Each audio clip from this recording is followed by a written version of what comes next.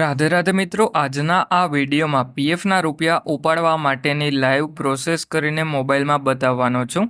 એટલે એના માટે સૌથી પહેલાં તો તમારે તમારા મોબાઈલમાં કોઈ પણ એક બ્રાઉઝર જેમ કે ક્રોમ બ્રાઉઝર અથવા તો ફાયરફોક્સનું બ્રાઉઝર ઓપન કરી લેવાનું અને પછી તમારે એમાં epfo.gov.in ટાઈપ કરી અને સર્ચ કરી લેવાનું.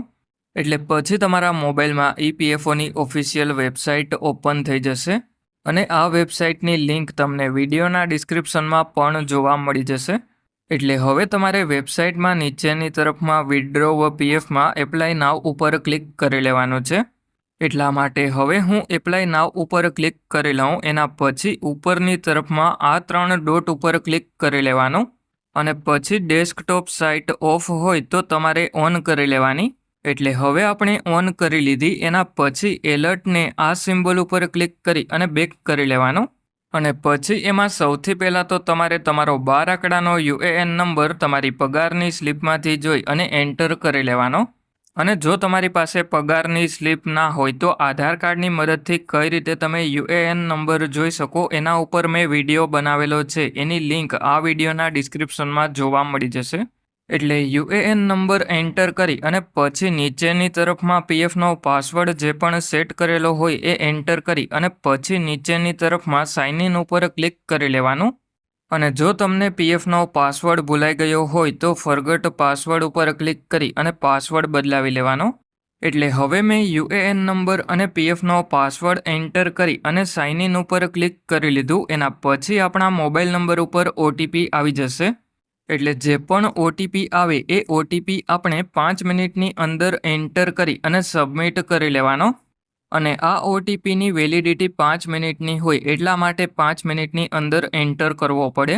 એટલે હવે મેં ઓટીપી એન્ટર કરી અને સબમિટ કરી લીધો. એટલે પછી આપણે પીએફ એકાઉન્ટમાં લોગિન થઈ ગયા. એના પછી ઉપરની તરફમાં આ 3 લાઇન ઉપર એક વખત ક્લિક કરી લેવાનું અને પછી આપણે પીએફના રૂપિયા ઉપાડવા માટે એમાં નીચેની તરફમાં આવી અને ઓનલાઈન સર્વિસીસમાં ક્લેમ ઉપર એક વખત ક્લિક કરી લેવાનું.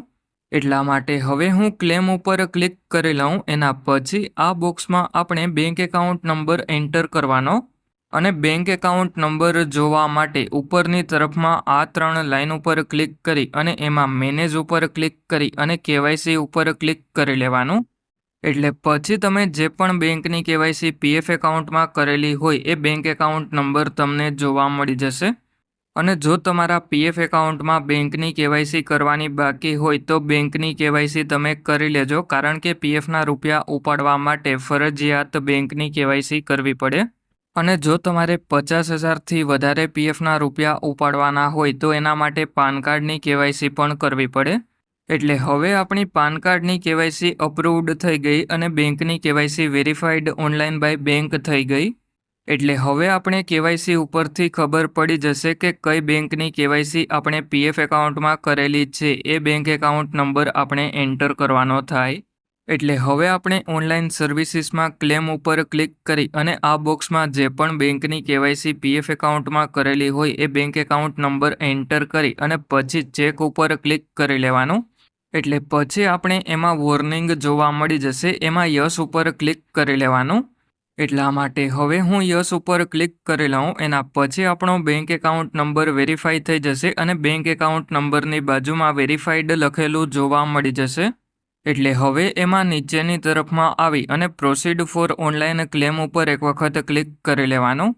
એટલે પછી એમાં આપણે સિલેક્ટ ક્લેમ ઓપ્શન ઉપર ક્લિક કરી અને જો આપણી નોકરી ચાલુ હોય અને પીએફના રૂપિયા ઉપાડવાના હોય તો પીએફ એડવાન્સ ફોર્મ 31 સિલેક્ટ કરી લેવાનું.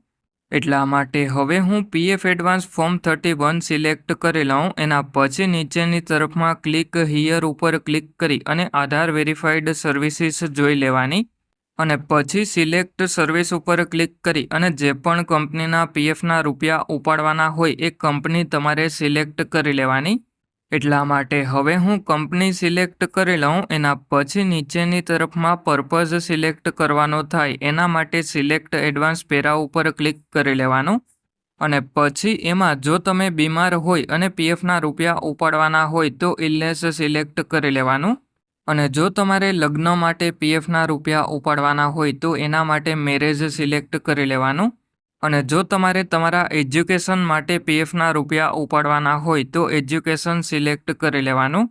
અને જો તમારે ઘરની જરૂરિયાત માટે પીએફના રૂપિયા ઉપાડવાના હોય તો હાઉસિંગ રિલેટેડ નીડ્સ સિલેક્ટ કરી લેવાનું. અને જો કોઈ સ્પેશિયલ રીઝનથી પીએફના રૂપિયા ઉપાડવાના હોય તો સ્પેશિયલ સર્ક્યુમટન્સીસ સિલેક્ટ કરી લેવાનું. અત્યારે આપણે ઇલનેસ સિલેક્ટ કરી લઈએ, એના પછી એમાં નીચેની તરફમાં આવી જવાનું, એટલે એમાં તમને એલિજિબલ ક્લેમ અમાઉન્ટ જોવા મળી જશે. એટલે હવે તમારે ખાસ એ વાતનું ધ્યાન રાખવાનું કે આ બોક્સમાં તમારે એલિજિબલ ક્લેમ અમાઉન્ટ કરતાં વધારે અમાઉન્ટ એન્ટર નથી કરવાનું. કારણ કે જો તમે વધારે અમાઉન્ટ એન્ટર કરી અને ક્લેમ કરશો તો તમારો ક્લેમ રિજેક્ટ થઈ જશે. એટલે અમાઉન્ટ એન્ટર કરો એના પછી નીચેની તરફમાં આ સિમ્બોલ ઉપર ક્લિક કરી અને જો તમારા એડ્રેસમાં તમારે કોઈપણ ચેન્જીસ કરવાનો હોય તો એડ્રેસ ચેન્જ કરી લેવાનું. અને પછી તમારે એમાં નીચેની તરફમાં આ બોક્સ ઉપર ક્લિક કરી અને એમાં નીચેની તરફમાં આવી અને પછી તમારે ગેટ આધાર ઓટીપી ઉપર ક્લિક કરી લેવાનું. એટલે પછી તમારા આધાર કાર્ડ સાથે જે પણ મોબાઈલ નંબર લિંક કરેલો હોય એ મોબાઈલ નંબર ઉપર ઓટીપી આવી જશે. એટલે તમારે ઓટીપી એન્ટર કરી અને સબમિટ કરી લેવાનો. એટલે તમારું ક્લેમ ફોર્મ પોર્ટલ ઉપર સબમિટ થઈ જશે. અને પછી થોડાક દિવસની અંદર બેંક એકાઉન્ટમાં પીએફના રૂપિયા જમા થઈ જશે. અને હવે જો તમારે તમારા બધા જ પીએફના રૂપિયા ઉપાડવાના હોય તો એના માટે આપણે પીએફ એડવાન્સ ફોર્મ 31 સિલેક્ટ કરેલું હતું, ત્યાં આપણે PF final settlement form 19 select કરી લેવાનું. એટલા માટે હવે મેં PF final settlement form 19 select કરી લીધું. એના પછી એમાં નીચેની તરફમાં આવી અને ખાસ તમારે એ વાતનું ધ્યાન રાખવાનું કે જો તમારી સર્વિસ 5 વર્ષથી ઓછી હોય અને જો તમારે 50,000થી વધારે પીએફના રૂપિયા ઉપાડવાના હોય તો એના માટે ફોર્મ 121 અપલોડ કરી લેવાનું. અને હવે અત્યારે આપણે 50,000થી ઓછા પીએફના રૂપિયા થાય એટલા માટે ફોર્મ 121 અપલોડ નહીં કરવું પડે. એટલે હવે નીચેની તરફમાં આ સિમ્બોલ ઉપર ક્લિક કરી અને એડ્રેસમાં કોઈપણ ચેન્જીસ કરવાનો હોય તો એડ્રેસ ચેન્જ કરી લેવાનું. આપણે એડ્રેસમાં કોઈપણ ચેન્જ કરવાનો ન હતો એટલા માટે નીચેની તરફમાં આ બોક્સ ઉપર ક્લિક કરી અને ગેટ આધાર ઓટીપી ઉપર ક્લિક કરી લેવાનું. અને પછી જે ઓટીપી મોબાઈલ નંબર ઉપર આવે એ ઓટીપી સબમિટ કરી લેવાનો. અને હવે જો તમારે તમારા પીએફનું પેન્શન ઉપાડવાનું હોય તો એના માટે pension withdrawal benefit form 10C select કરી લેવાનું.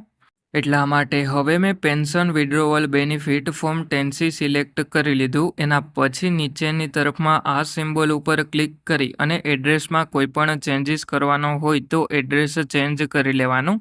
અને પછી એમાં નીચેની તરફમાં આવી જવાનું. એટલે પછી એમાં આપણે જે પણ ડેટ ઓફ એક્ઝિટ અપડેટ કરેલી હોય એ ડેટ ઓફ એક્ઝિટ જોવા મળી જશે.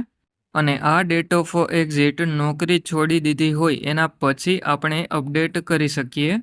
એટલે હવે એમાં નીચેની તરફમાં આવી અને પછી આ બોક્સ ઉપર ક્લિક કરી અને ગેટ આધાર ઓટીપી ઉપર ક્લિક કરી લેવાનું. એટલે આપણા મોબાઈલ નંબર ઉપર ઓટીપી આવી જશે. એ ઓટીપી એન્ટર કરી અને સબમિટ કરી લેવાનો.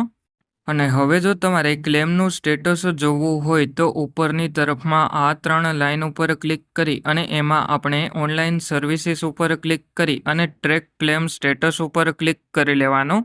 એટલે પછી આપણે જે પણ ક્લેમ કરેલો હોય એ ક્લેમનું સ્ટેટસ જોવા મળી જશે. એટલે હવે જો કોઈ તમારા મિત્રનું પીએફ એકાઉન્ટ હોય તો એને પણ આ વિડીયો શેર કરી દેજો. અને જો તમારે તમારું પીએફનું કોઈ પણ કામ મારી પાસે કરાવવું હોય તો મારું જે વોટ્સએપનું ગ્રુપ બનાવેલું છે એની લિંક આ વિડીયોના ડિસ્ક્રિપ્શનમાં જોવા મળી જશે. ત્યાંથી તમે ગ્રુપ જોઈન કરી લેજો.